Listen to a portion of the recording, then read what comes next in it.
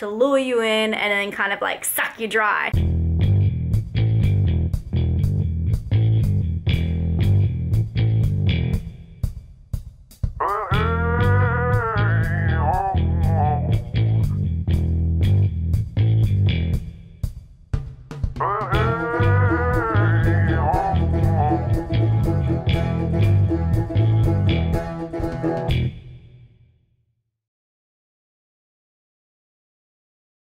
Hi guys, I just finished watching Shrew's Nest from 2014. This is a Spanish thriller. I probably wouldn't say horror, although it does have horror elements in it. I think this movie was fantastic. If you guys like any kind of, yeah, just creepy profile thrillers, I want to call it a profile thriller.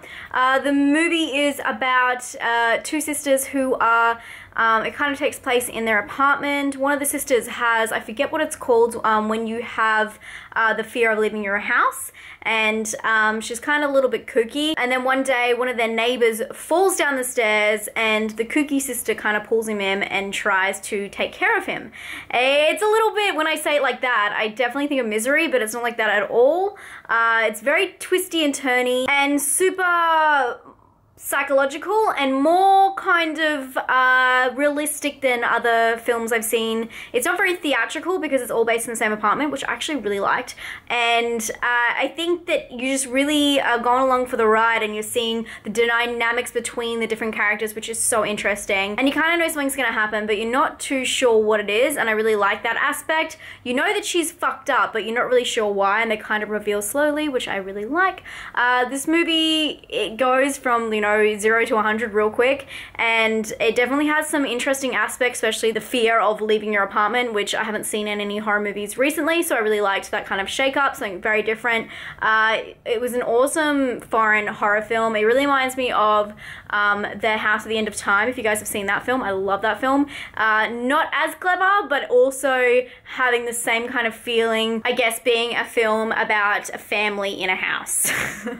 Sounds very vague. But one thing I really liked was the tension building in this film. I just thought it really got to a point where you're like, fuck, what's gonna happen? I thought that they just really went all out in some scenes. I really don't want to give them away, but it's really a film that doesn't try and lure you in slowly into the disturbingness. You kind of just get it wham in your face, and I think that's kind of more realistic because that is more real life, if you know what I mean. This film is super compelling, and another cool thing about it is, I guess it has to do with the one location, but it was actually only shot in 22 days, had 2 different directors that also worked on the writing. It just felt like a really loved script because it didn't really have any boring parts. Everything kind of added up, and I really enjoyed it. It was simple story in a way, simple characters in a way. They really played up to their stereotypes in the situation. Not really a stereotype, but what exactly you thought they were there for. But it still was really compelling.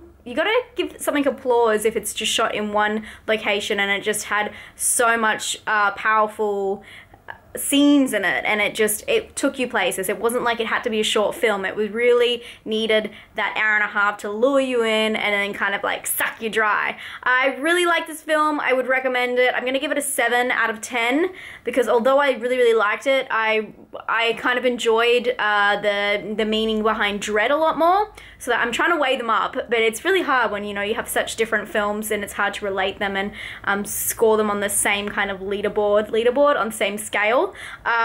So I'm gonna give this one a 7 though. I thought it was pretty solid. I'll talk to you guys very soon tomorrow for another 31 Days of Horror. Talk to you guys then. Bye.